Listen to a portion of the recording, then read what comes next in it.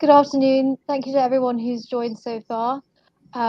We have gone live just a little bit earlier, and we will just wait for some more people to join the room. Thank you for your patience.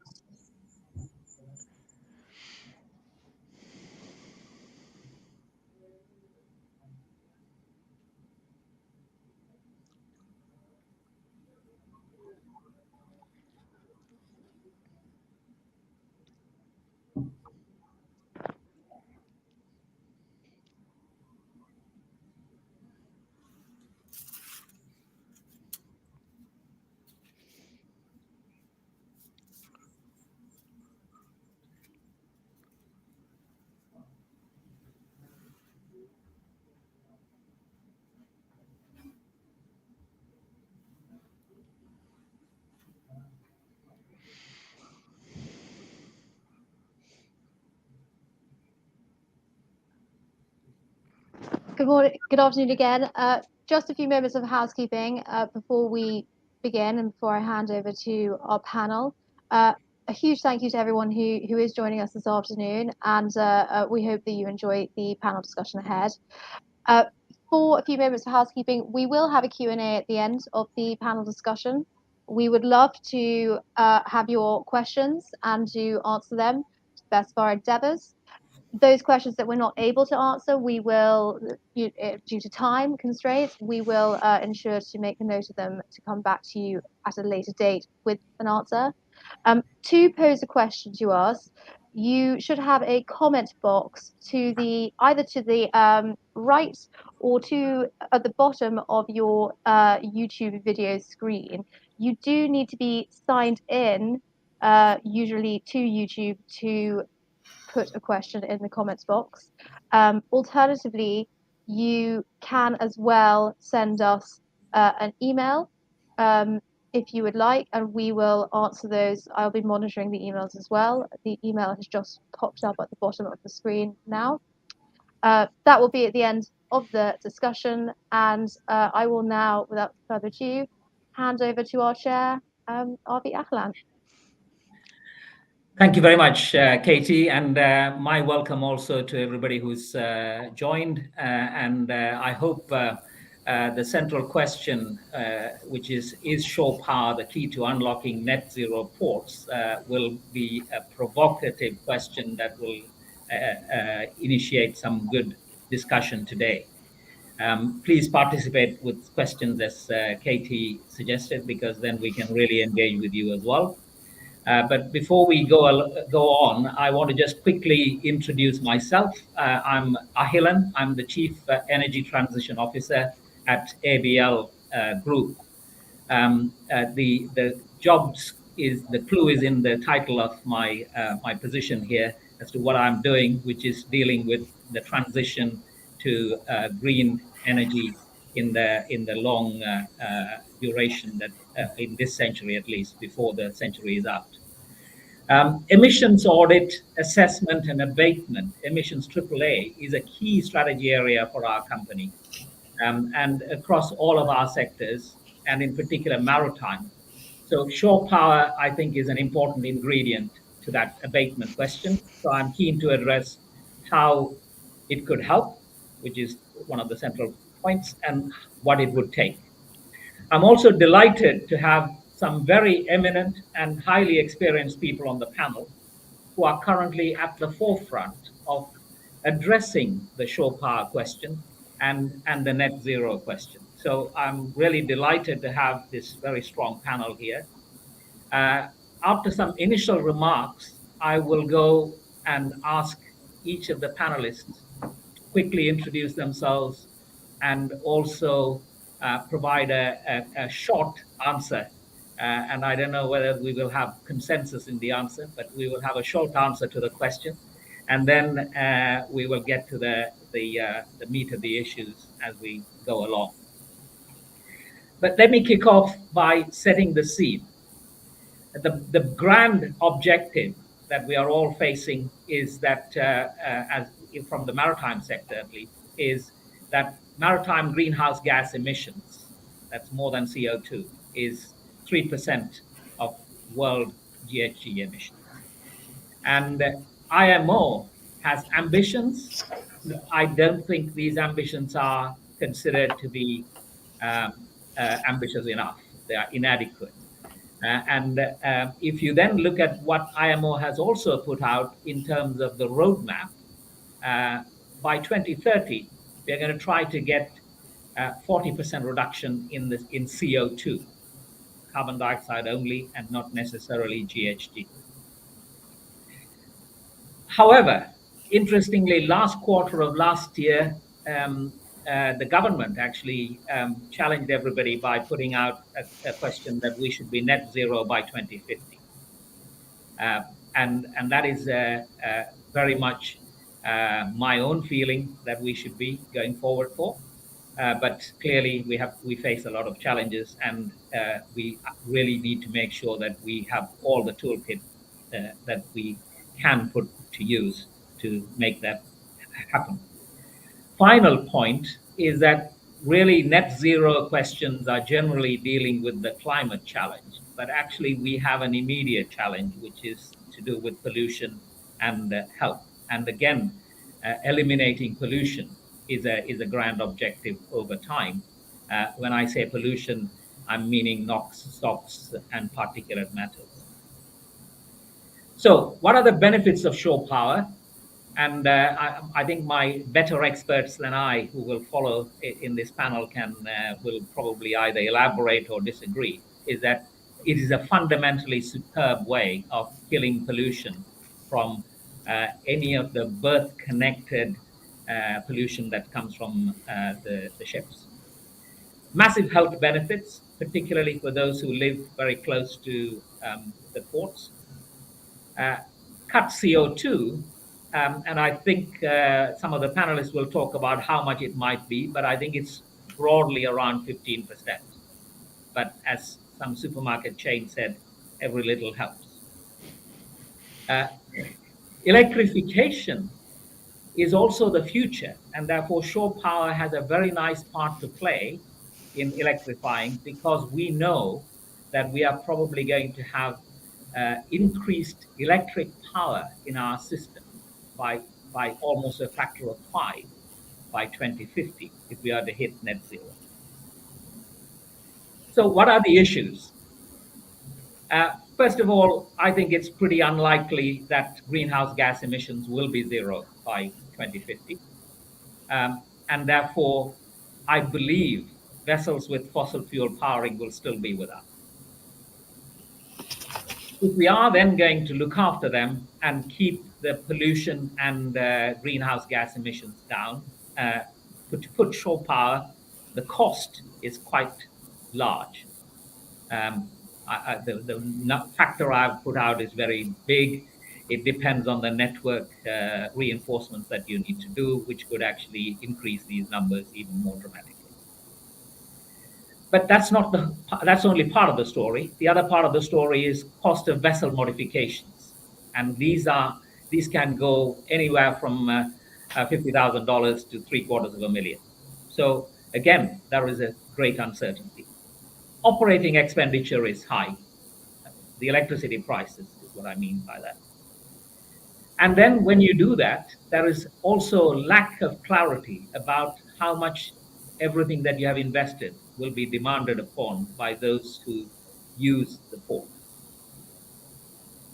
And then there is this concern that we have made all these investments, and will this all end up with as a stranded asset?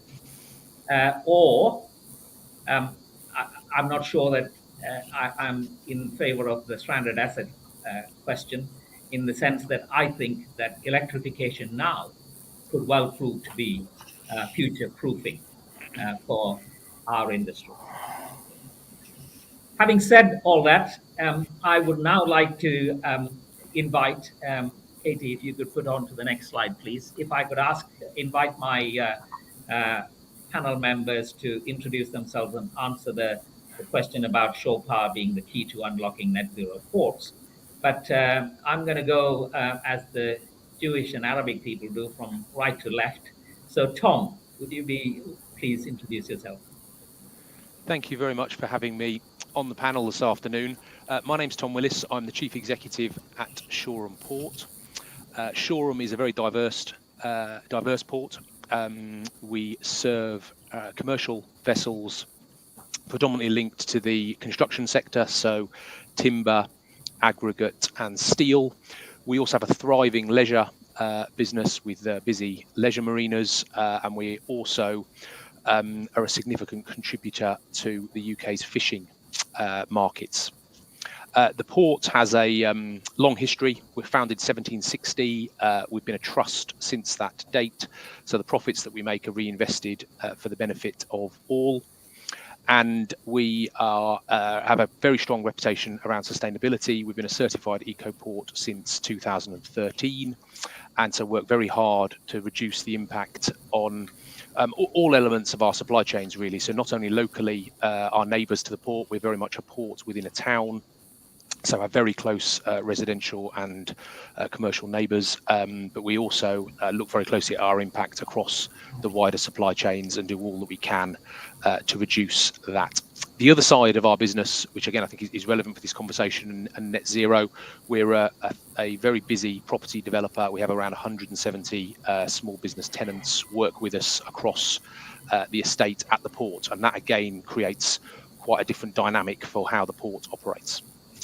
In terms of my reflections on the question, so is shore power the key to unlocking net zero ports? I think what I would say is I think it's one of the keys. I think on that bunch is a pretty big bunch of keys, and I think I would support the 15% number that you showed on the slide previously. And so it is about 15% of emissions within ships. And so what I think management teams, certainly myself and my management team, are challenged with is where you make investments to achieve and get towards net zero, and is shore power the most attractive investment at this point in time when there are other choices available which can reduce emissions potentially quicker and with less risk. And what I particularly draw out amongst the risks is the commitments around the actual usage of shore power. So if you build it and make that investment within your port, are people actually going to use it? And we deliver what we all want, which is that reduction in emissions. So in summary, I think shore power is part of the picture, but it's complex, and it's certainly not the point that's going to unlock complete net zero for ports. Thank you, Tom. And can I now ask Bob to introduce himself and also give an answer to the main question?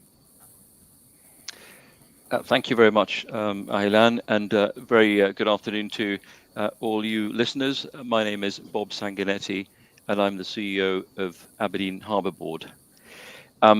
Like Shoreham, as Thomas says, Aberdeen is a trust port. We are, in fact, the oldest business in the UK, so we're slightly older and perhaps wiser than Shoreham.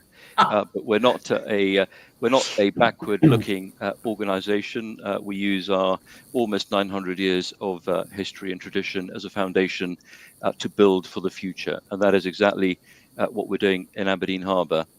The name of the game in Aberdeen is energy transition.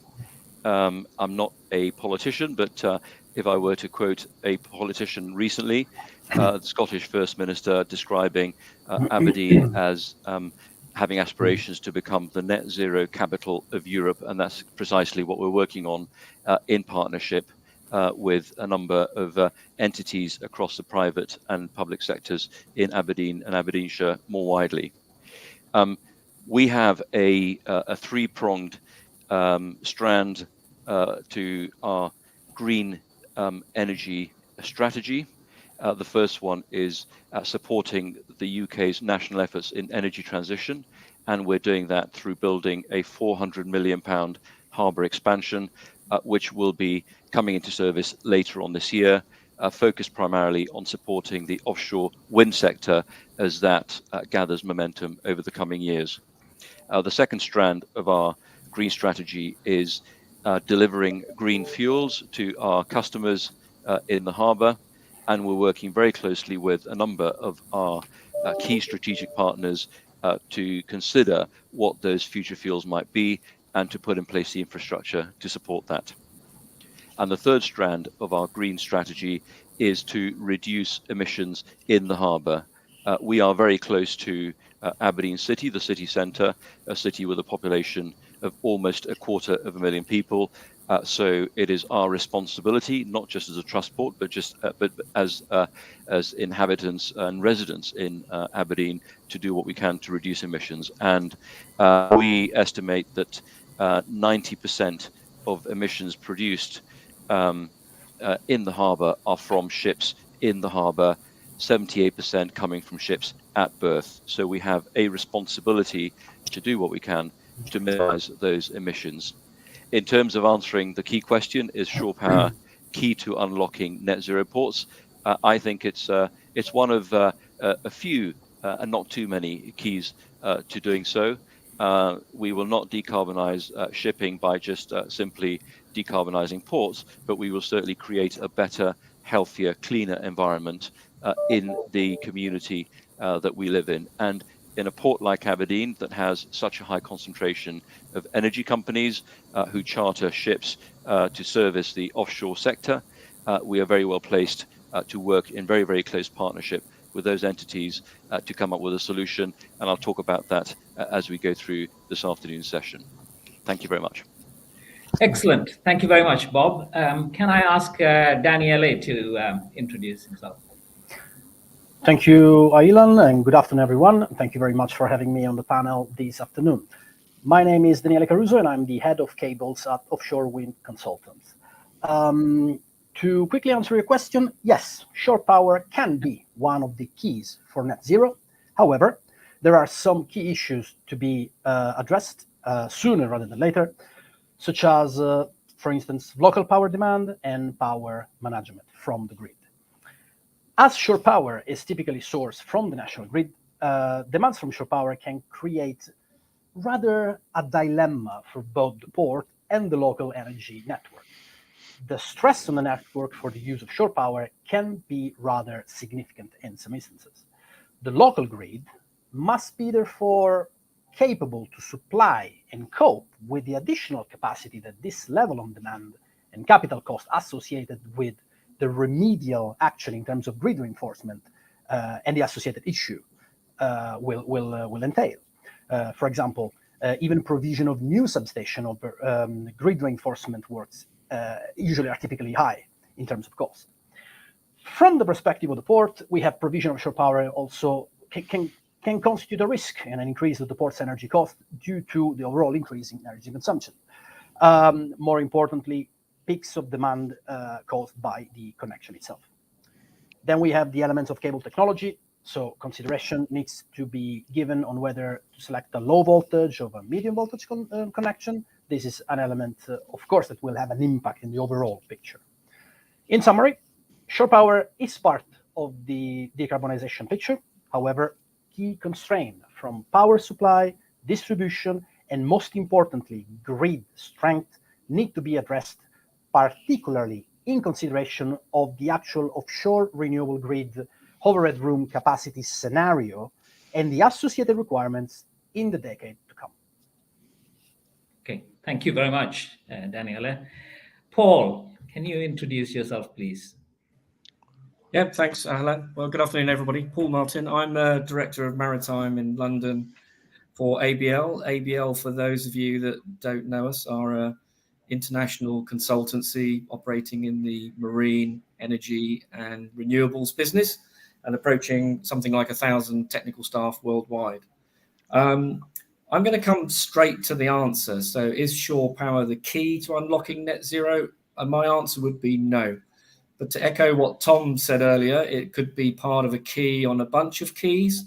You need to start looking at ports in a bit of detail to understand if shore power is actually the key. But you need to remember all ports are not equal. So some ports have a large percentage of emissions from industry, and some ports have a large percentage of their emissions from shipping. So one hat does not fit all.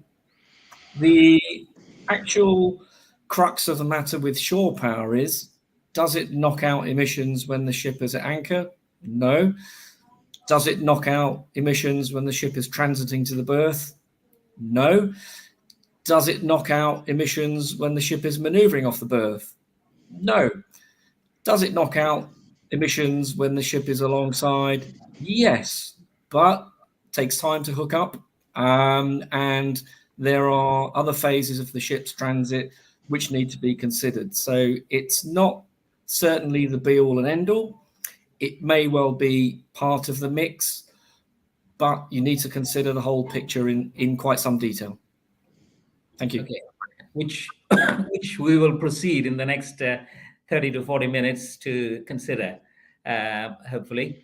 But thank you very much. Thank you. I also see some gradations of disagreement, which I'm really delighted to see, so that we can actually have a bit of a dispute on this. But perhaps we should structure our discussion with these 4 questions and kick off with the first one, which is, what is shore power or cold ironing all about, and how impactful could it be, of course, towards the net zero? Actually, one of the interesting subtleties that I recognize from the responses that you guys have given me is that I think the impact on pollution is probably quicker than the impact on net zero. And therefore, there is a kind of today's answer versus the long-term future question, yet the investment has to be for the long term.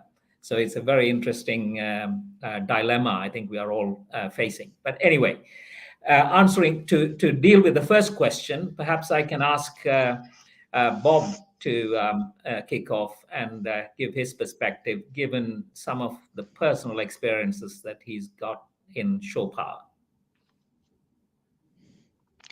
Thank you very much, Ahilan, and delighted to do that. Again, reiterating the question, what is shore power and how impactful could it be? In simple terms, it's otherwise known as cold ironing, and it's the provision of electrical shore power to ships alongside, so that the ship can come alongside, plug into the grid, ideally based on renewable energy, and it can shut down its generators and therefore reduce emissions whilst it's sitting alongside. It's not new technology. It's been around for many years. In fact, I remember from my very early days in the last century, in fact, in the last millennium, when I was serving as a junior officer in the Royal Navy, when we used to ask for shore power when ships came alongside. I suspect the energy source at that time wasn't particularly renewable, but nowadays that's obviously changed with the advancement of technologies. And we do see shore power available in other countries, predominantly Northern Europe, where I would say that most ports enjoy the benefit of state support with the capital investment upfront to get it off the ground. So it's not new technology. It's around. It doesn't have to cost the earth. I absolutely agree with Ahilan's point, and a point that's also been reiterated, that it might be more suitable to some ports than others, and it's not a single one-size-fits-all. But I speak from the perspective of Aberdeen Harbour, where we're making progress on a project which I'll talk about now. We were lucky to receive funding from the Department of Transport over a year ago on the Clean Maritime Demonstrator project. So an initiative that saw us working in partnership with Connected Places Catapult and with Bureau Happold as specialist consultants, and that's pretty much run its course now. And we were looking at the possibility of providing shore power as a way of reducing emissions in port in the short term. Again, picking up on a point that's already been made. I don't believe that providing shore power in the future is absolutely essential, particularly if in the future ships are driven by green fuels, because you will not have those emissions when the ships come into port. But I don't see that happening at scale in the short term, and therefore it is our responsibility to find a solution to reduce those emissions, particularly if we're close to populated areas in the short term, and that's where we're coming from in Aberdeen Harbour. So the demonstrator project went through the feasibility of it. Can we do it? Is it feasible? And the answer was a resounding yes. We looked at the practicality of it, and on this we looked at the grid solution, some of the factors that have already been raised, the grid solution, the grid capacity, the likely demand from ships alongside, the cost of setting this up, and the cost of providing electricity in due course, and also the relative cost of ships using that electricity as opposed to burning fuel in their own generators. And I think there are wider issues there, because I believe that it's only a matter of time before we start seeing regulation, things like carbon taxes, carbon levies. There's increasing talk of applying the energy, the ETS in the UK for domestic travel in particular. So we're going to see the carrot and stick approach, I think, as a way of trying to close the differential in price between existing fuels and existing technology and future fuels and lower carbon technologies and fuels and so on. So that's the backdrop against which we've conducted this this study. So we looked at the feasibility, we've looked at the practicality, and going back to an earlier point that I made about the customer base in Aberdeen Harbour, which is predominantly energy companies. So we've got a willing customer base, if you like. We tend to service in this sector ships of similar shapes and sizes, working on similar operating patterns. So in terms of the practicality of doing so, understanding the demand of these ships, how frequently they come into port, what the electricity demand is, and so on, we have a pretty good idea. And clearly, we added some rigor and got some more detail and more data as part of the process. And what I would say is that we've ticked the box of feasibility, we've ticked the box of practicality. We concluded that there is no need for significant infrastructure changes, no need to set up a new substation, and for the discrete quayside that we're looking at, which services 7 berths, there's minimal investment required to hardwire the solution into the quayside. And we've also concluded that the cost to the ship owner of adapting the ship, converting the ship to allow it to take shore power, again, is relatively modest.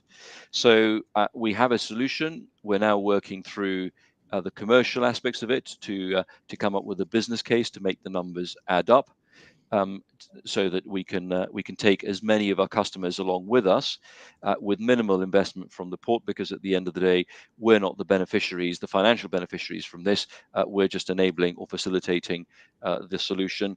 And we believe that in the coming months, we will have that commercial model that we can share with our partners and then come up with a workable solution.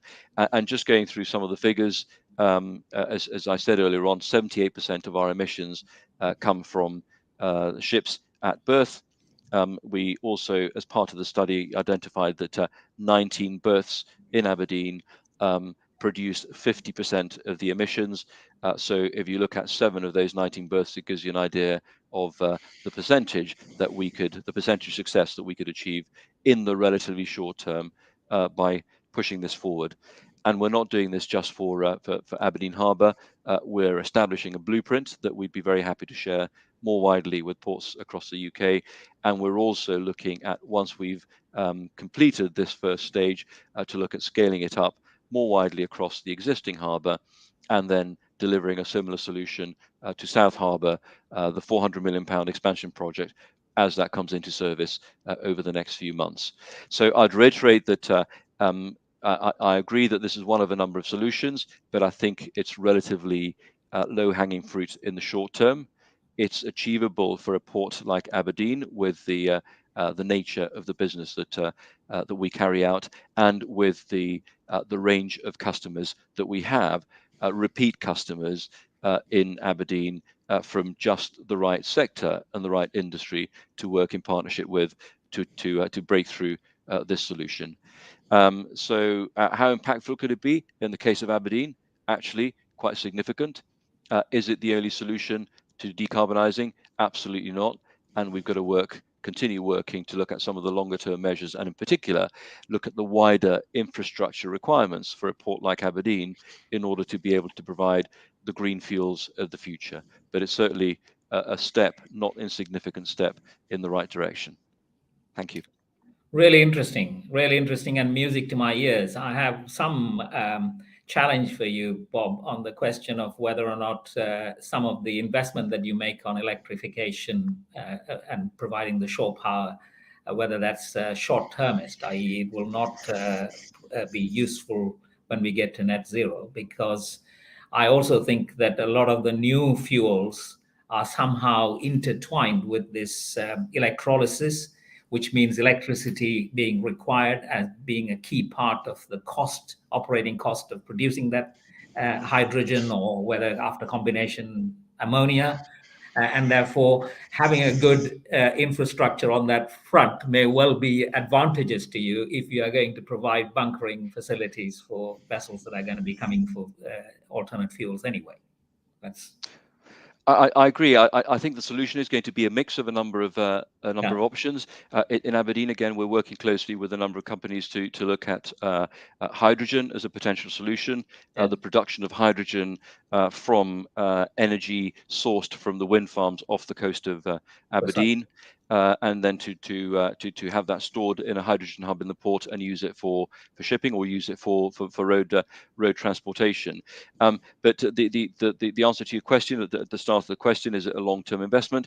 I think we see utility in this for at least the next 10 years, because it's going to be some time before we see a fully green net zero carbon shipping industry. I don't see it happening in the very short term, and I think different sectors, different ports will move in slightly different speeds and slightly different directions. But in the meantime, having something like this, which provides tangible benefit in terms of the physical reduction of emissions, is something that we ought to be considering. And in the case of Aberdeen, we consider that it's feasible, and I'm optimistic that we'll be able to deliver. Yeah, I hope your business case proves to be positive, and we look forward to hearing further. And thank you for being so open and willing to share when you are ready to. Maybe I'll move on to Tom, who we've all talked about. What do you call it? No one size fits all with ports. So I'm sure you have some subtly different perspective on this, Tom. Yeah, certainly. And listening to the development of Bob's business case, there's learning there for all of us. I would also just go back to a point my colleague Daniele made, that in a scenario where your grid needs significant investment, which is the position for many ports across the country, it comes back to a really challenging investment decision. A substation could cost you 300k, which isn't an insignificant amount of money for many ports. And in a non-subsidy environment, you are weighing that investment up against other ways I can get at more emissions than 15% with my money quicker. So that's one point. And that doesn't mean, that shore power is never going to be the decision that you make, but it's balanced against other options that are open to management teams.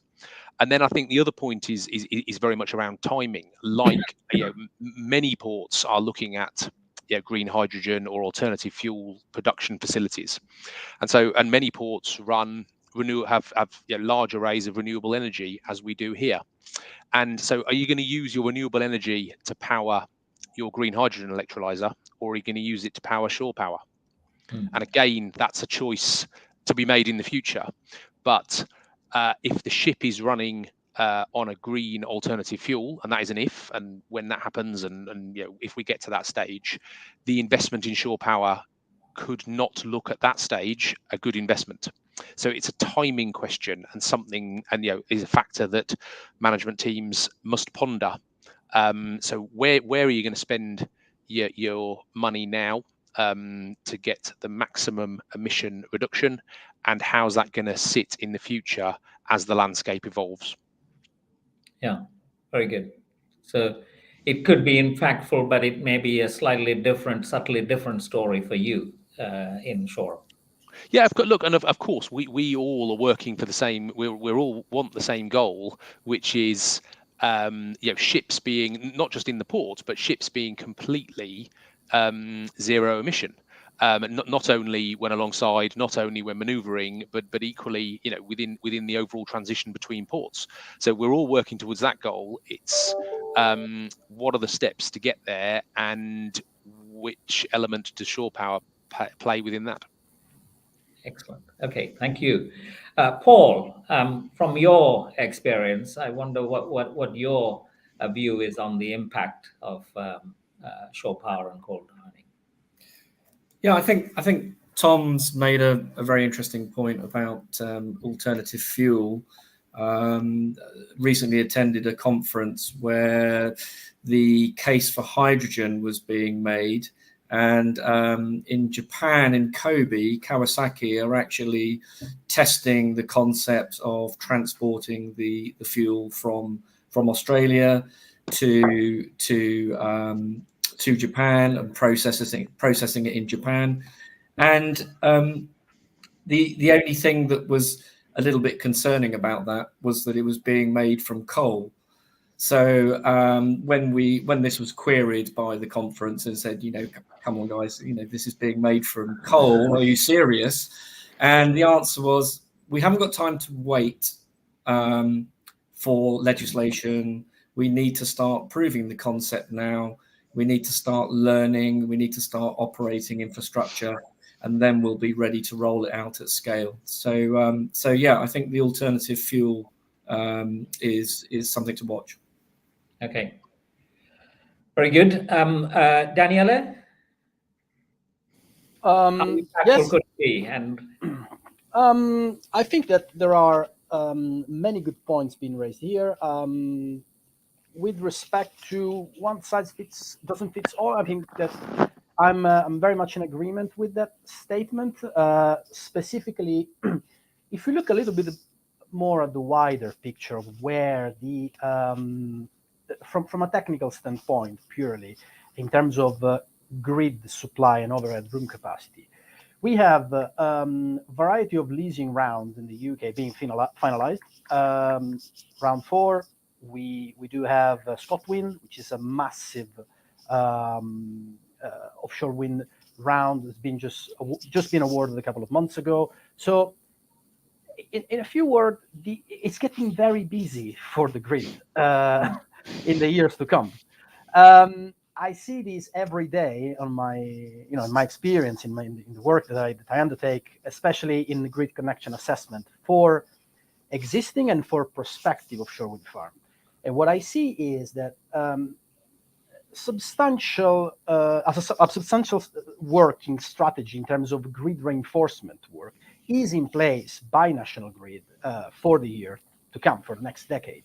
Now, National Grid have recently realized that this strategy will most likely not going to be sufficient to supply all the overhead room capacity requirement from all the wind farm that will be built in the next decade.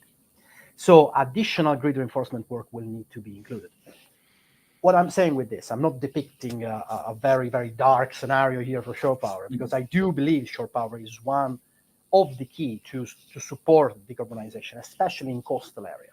What I'm saying is that there is the need from a higher understanding and a broader inclusion of shore power within the grid outlook and reinforcement plan in terms of capacity, especially when we are talking about smaller ports in rural communities far away from the grid, where the nearest substation is maybe not a grid supply point, in other words, a big substation, but it's like a local distribution network substation. So either you develop the concept of local grid reinforcement, or you will need longer circuit in terms of investment towards longer cables to connect to the larger capacity substation, which is further away from the coast, which will involve as well more investment from the overall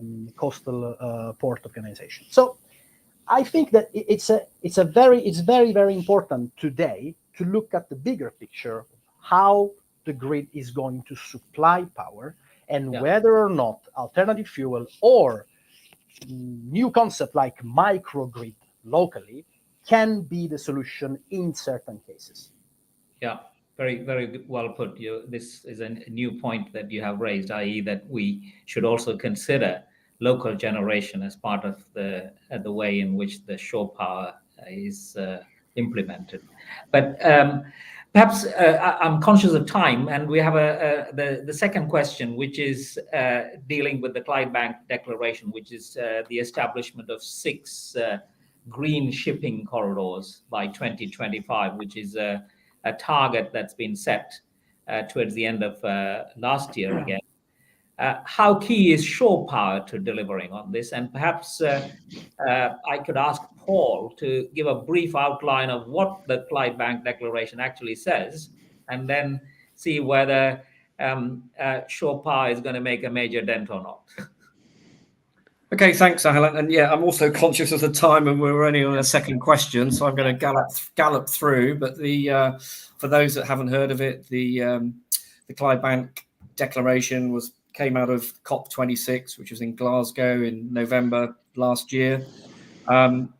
It has been signed by 24 countries to date, including the UK, the USA, and Singapore.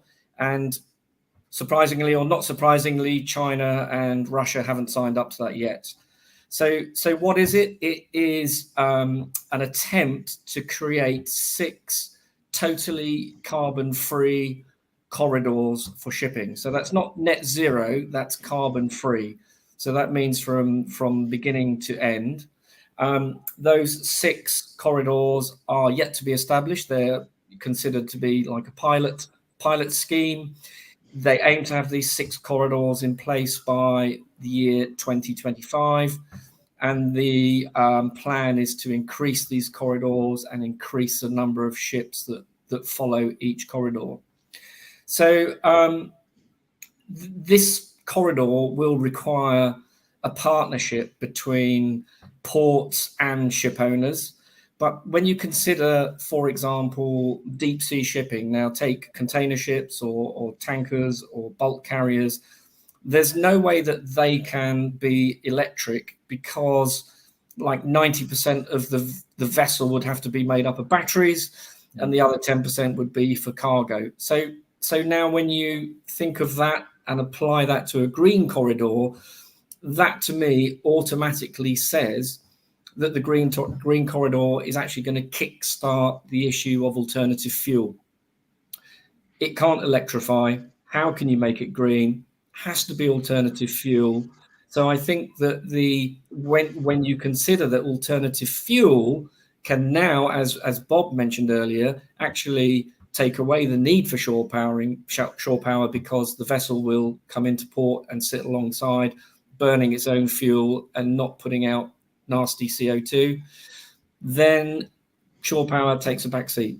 So that's basically what the Clydebank Declaration is about. It's to establish these green corridors, and I'll leave it at that in the interest of keeping brevity.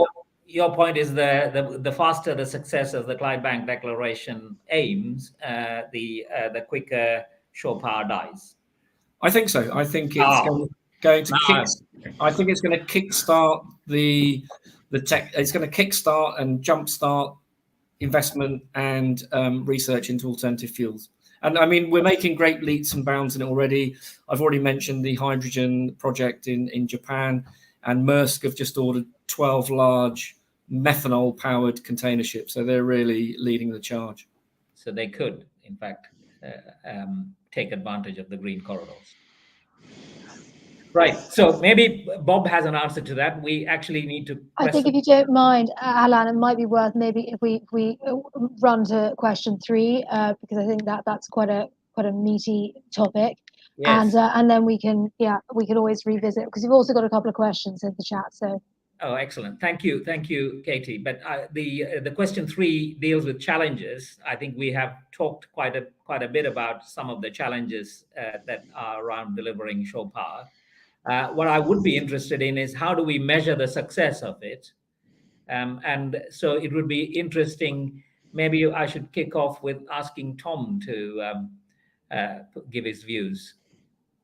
Yeah, I mean, I think we've talked about a number of the challenges and a number of the risks. I do think a lot of this sits in timing. How do we measure the success? I mean, I think is I think a false success measure is how many ports are successfully managing to increase their usage of shore power. I think the answer is, in measurements of success, is how many emissions are reduced through its ultimate installation and usage would be the most robust measure for me, because I come back to a point that a number of us have made. If you build it, will it get used, and how often?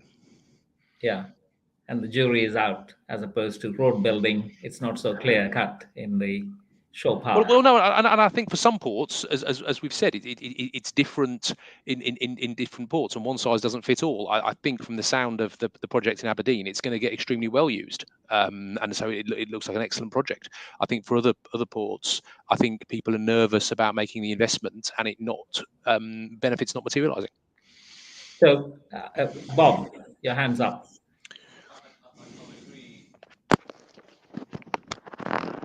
I would agree entirely with what Tom has said. I think where you could increase the chances of success is by government support and intervention. I think in most other countries, if not all other countries where shore power is available, there's been investment from the state, so upfront, because otherwise it can be a risky decision to take, and one where the business case doesn't stack up too strongly. But once it's up and running, I go back to my earlier point about regulations and carrot and stick. If regulations go in a way whereby ship operators, ship owners are penalised for using higher carbon emission fuels rather than paying a little bit extra for renewable energy alongside, then it'll incentivize the operator to make use of the service. So I don't think it's a simple case of build it and they will come, because there's a leap of faith there. We're blessed, as I said earlier on, in Aberdeen with a large number of returning customers from the energy sector. So I think they're more focused than perhaps others might be. But if you want it to succeed more widely, then introducing that carrot and stick approach, which I think is only a matter of time before we see that, will make it more attractive for the provision of electricity. Very good. Yes, agree. So, Paul, what are your thoughts on how do we measure the success of implementing shore power? Yeah, well, I think you can't just take a leap of faith and jump in and assume that it's going to be the answer to all the ails. You need to understand what your emissions are, where they're coming from. So, I mean, typically a port will have a boundary of responsibility, which probably include things like rail and roads as well, which are very difficult to deal with. They fall into scope 3 categories. But you need to work out what your emissions are. And once you've done the exercise and benchmarked them and identified where the emissions are coming from, then you can take action to target. And as Tom said earlier, where are you going to get the most bang for your buck? And that's got to be the name of the game, especially for smaller ports which perhaps don't have the large surpluses of cash. I would just add one thing. I mean, perhaps I've been a bit down on cold ironing, but there's one other aspect to it which is quite beneficial, and that it reduces noise from ships in port. So basically, they switch off. Now, when you come into port on alternative fuels, you're still going to be running your generators. So for ports like Shoreham and Aberdeen, which are close to communities, it will certainly be a very popular choice for them. Good input. Yeah, thank you. Daniela, any thoughts, any quick thoughts? And then I think I might want to go into questions and answers, because as Katie said, plenty of questions. So, Daniela? Thank you, Ilan. I think that's all very good points. I see there is a larger debate. I just want to highlight on the fact that probably a major stakeholder engagement approach should be one of the initial steps that the country and all the stakeholders should undertake by discussing more, engaging more, but also understanding each stakeholder, key stakeholders, some of which could be even the local communities, the national grid elements, as well as the requirement from the port and the outlook in terms of port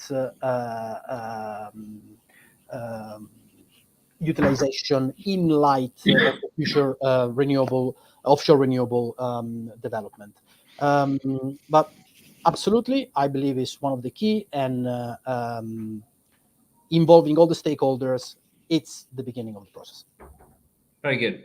Actually, I'm delighted to see so many questions. So I want to quickly reel off some of them and ask the panelists for answers. Just jump in, whoever who thinks it's good. Sorry, Tom. I was just going to, I mean, just reading the questions. I was just going to help you with one quickly. I was just going to respond to John Davis, who asked, could shore power be rolled out to smaller ports to enable smaller, fully electric vessels, just like EV cars? And yes, I totally agree with him, particularly if we can do that with renewable energy generated locally. And so I think that's slightly different than the bulk of this conversation, which has been about very large vessels just at berth. But I think the answer to John's point there is well, certainly my perspective is yes, absolutely. But and also that could kind of underwrite, or not underwrite, but maybe reduce the risk of a stranded asset as well. Well, and again, I'm not a power expert. Maybe Daniele can help here. But the difference in draw is significant, and therefore therefore it's a lot easier. It's a really good entry point for smaller ports. So I have a question. Does the panel see shore power a necessary precursor for charging for electric vessels that may become common for some ship types by 2050? Or is it a separate challenge? Who wants to jump into that? Bob. I think, thanks, Mark, for that question. I think it's, you can do it separately, but I think there are obvious synergies between the two.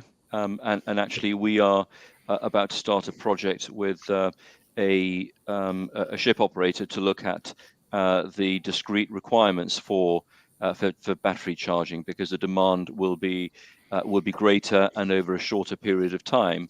But if you've got the infrastructure in place and you've been providing shore power, albeit at a lower level, for some time, then you learn the lessons and you'll become more efficient through experience. So I think it makes sense to do both together, and we're actually looking at that in Aberdeen, because again, a lot of the offshore vessels or operators are looking at options for the future, and battery operated hybrid vessels and so on are one of those options being considered. Yeah, Paul.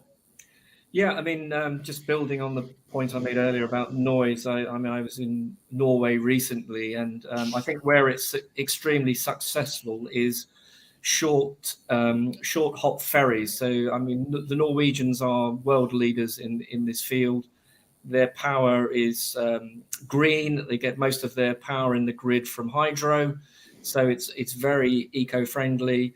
And for little ferries that are on short runs, absolutely ideal. And going back to the noise thing I mentioned earlier, I was sat on the quayside and didn't hear this ferry coming at all. It was like a ninja ferry, just crept up on us, and before you knew it, it was parked up alongside. So yeah, fantastic.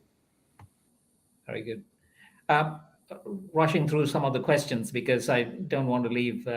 How will Aberdeen charge the vessel operators for shore power? Will the electricity used by the vessel be cheaper than equivalent in MGO/diesel, for example? Well, that's a great question, and I don't have the answer to that yet. That's the work that we're doing at the moment, coming up with a commercial model, and there'll be no doubt a number of options. But I'd go back to my earlier point. I suspect in the short term it might be more expensive to take electricity than it is to run your own generators on MGO. But if companies are increasingly conscious of their emissions, whether it's for financial reasons, financial penalties if they're being taxed, which increasingly is becoming increasingly likely to happen, or whether it's the moral imperative to do what you can to minimize your emissions, because we're all setting targets as part of our ESG policies and so on, then I think it'll become more attractive over time. But in terms of the sort of pounds and pence, at the moment I don't know, but that's something that we're looking at, and as in the current stage. Yeah, we'll be looking at it with some interest, Bob, because this is great. The other question: when is the industry going to realize that the proliferation of the MSR as the primary source of power for the merchant fleet is the best available solution? Redundancy, is this the scare word? I have to say I'm too stupid to understand it fully, so I hope one of you will be able to answer that question. That's one for Daniele. Maybe the person who asked the question could elaborate with a second pushback. Yeah, sorry, Daniele, you've got the answer, is it? No, I think it needs a little bit of elaboration. Yeah, I'm okay. happy to answer. Good. Let's wait for that elaboration. Another question: will successful net zero investments significantly improve a port's competitiveness? I.e., will net zero operations overcome a port's other attributes, such as deep channels, road and rail access, etc.? Yes, Bob, go for it.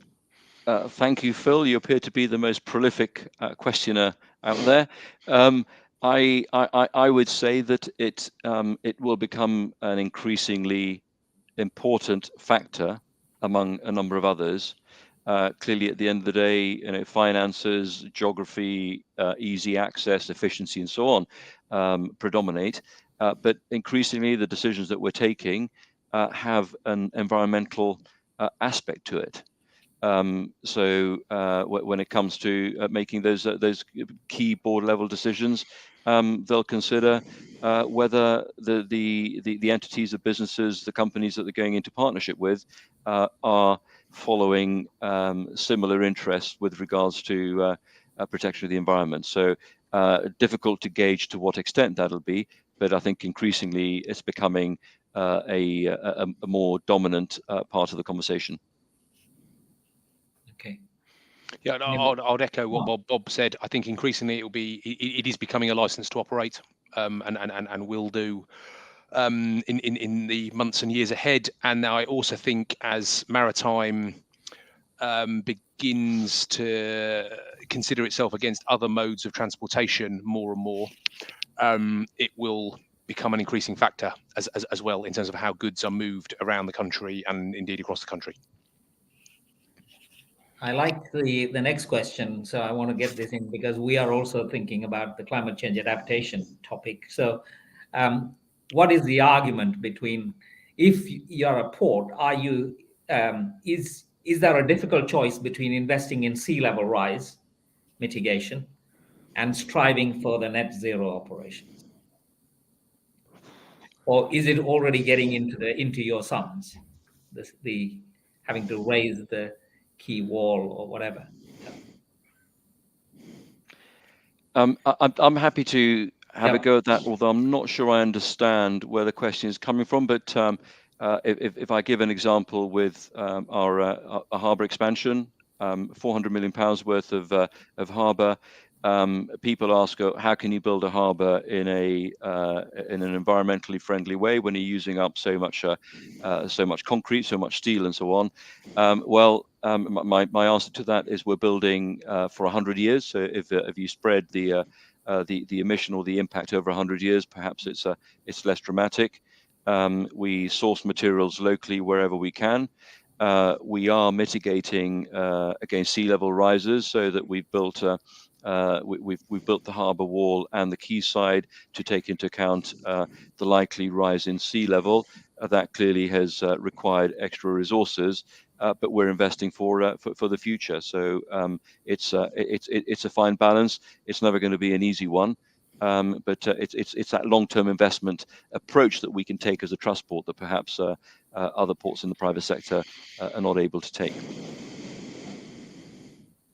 Anybody else on this?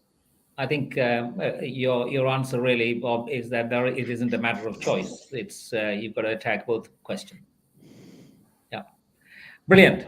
Thank you. I think we've quickly run through most of the questions, and the time marches on. I wanted to quickly give the opportunity to. I think that Paul, do you want to say something on the emitter? Yeah, I mean, it ties in nicely with what we were talking about earlier about how you work out where's the best bang for your buck. And we've developed a tracking tool which allows a port to look at their emissions, see where they're coming from, and determine where they are by scope as well. So scope 1, 2, 3. Really useful tool for visualizing where your emissions are coming from. And there's a nice little video playing there. And if anybody out there is interested in having their emissions calculated and displayed on a live portal, then we'd be pleased to hear from you. Very good. Thank you very much to everybody for the panel in particular for having prepared, worked hard, and endured the various questions from myself and from other parties. But thankfully, I think it's been very interesting discussion. We hope that you all enjoyed this meeting, and also there is a QR code that's appearing that if you could give us your feedback. We want to improve our next panel discussion with the inputs that you can give as to how we can improve it and so on. Your feedback is really important. And thank you for participating today. And thank you once again to my panelists, because without them, none of this can be achieved, because I found the variety of views from ports, from marine operations, as well as the network understanding, I think it was crucial to bring it together into this nice story here today. So thank you very much, and have a good evening. Thank you. Bye-bye. Thank you. Bye-bye. Thanks, everyone.